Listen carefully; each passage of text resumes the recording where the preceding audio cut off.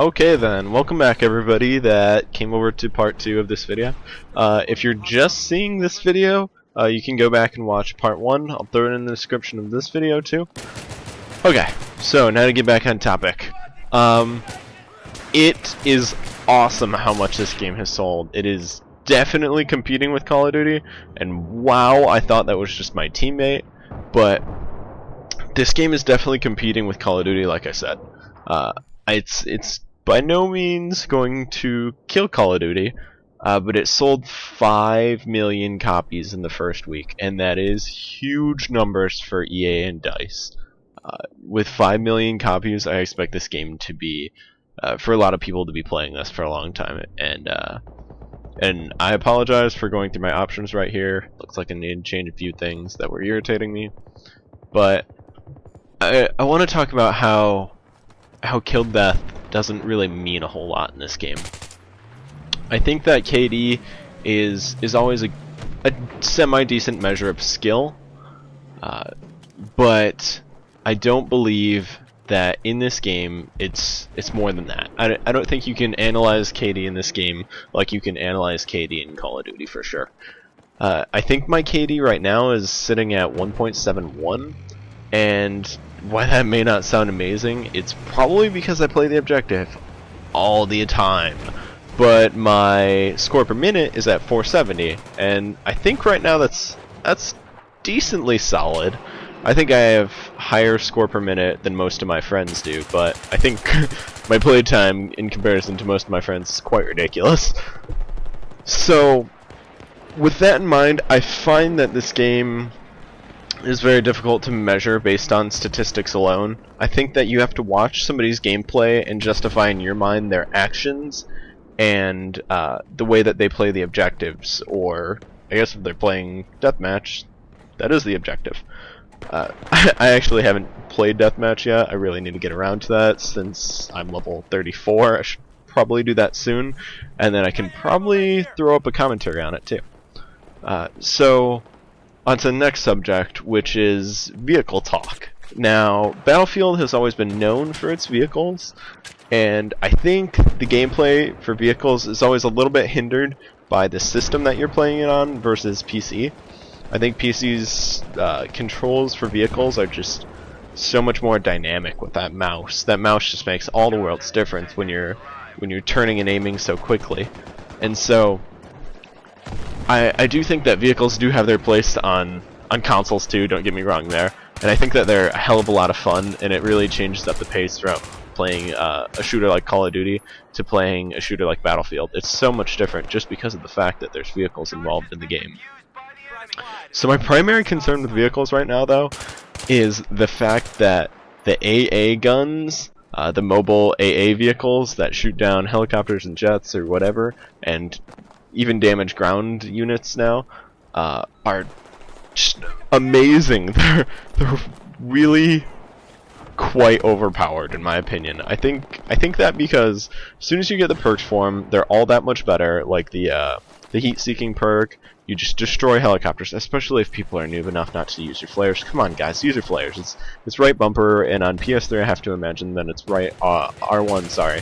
So you should really use those flares if you're being locked onto. You'll figure out how to time them as time progresses.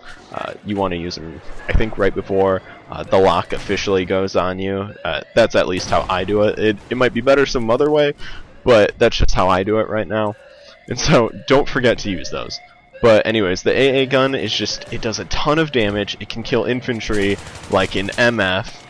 If you're in a boat, oh my god, just get out and drown. You might as well. You won't give me the point at least. I know you can't actually do that, but you get the idea here. That it's just, I'm gonna destroy you, and if you're in a boat and I have that AA gun, I'm gonna destroy you in like 20 bullets. You're gonna die. You're gonna give me a triple kill. It's really that good. It's definitely the best vehicle in the game as of this point, since a lot of people still haven't mastered the helicopters.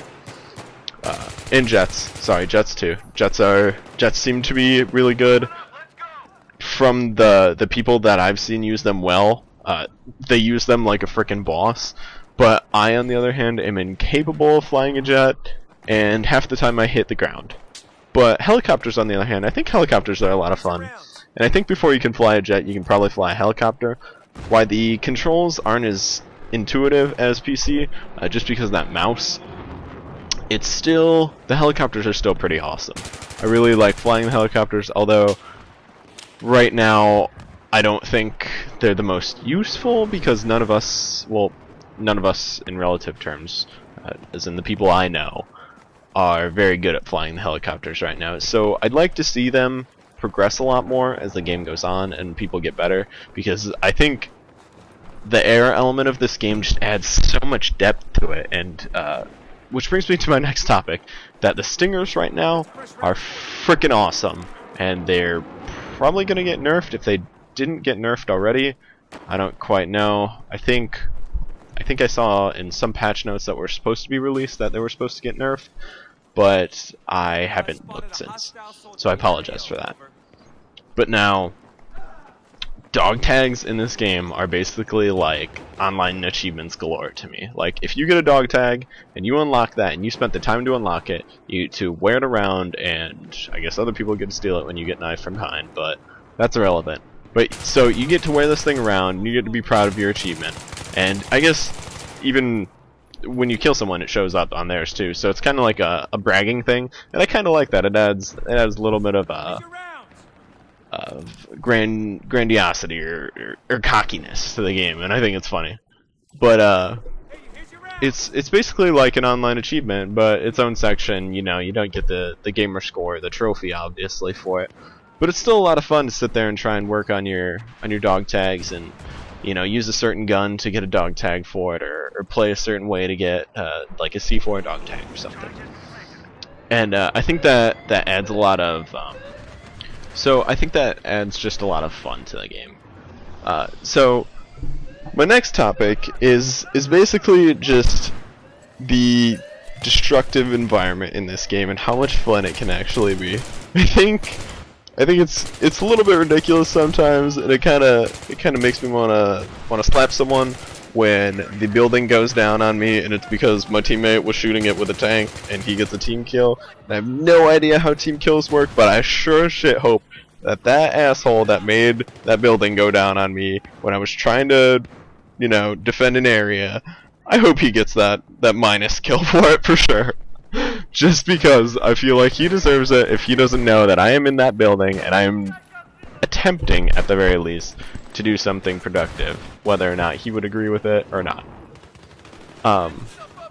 Also, since a lot of you guys aren't high level yet, I don't know if you know this or not, but you can unlock more advanced perks that give your squad the entire perk. So say the ammo perk, you'll get it later on. I don't know at what level exactly, but you'll get it later on. I think maybe you start getting squad perks around mid to late 20s, maybe even it's in the 20s for sure. But you start getting these squad perks, and they affect your entire squad. So basically, if you're rolling with a group of friends, you guys can all have like 4 of the squad perks, because everyone in your entire party is going to get the perk that you're running at the time if you're alive, or if they actually, I don't know if you even need to be alive, maybe just have it on. So that seems like it's going to be really awesome, and it seems like it's going to be really beneficial for the high level players later when there's still low level players around. Well, I don't think it's going to be game changing per se.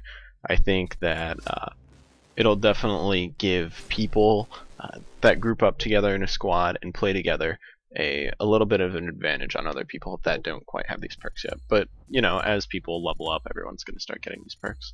So I want to take this time to thank you all for watching the video. I know it was the 2-parter is quite a lengthy video, and it adds up to a decent portion of your time.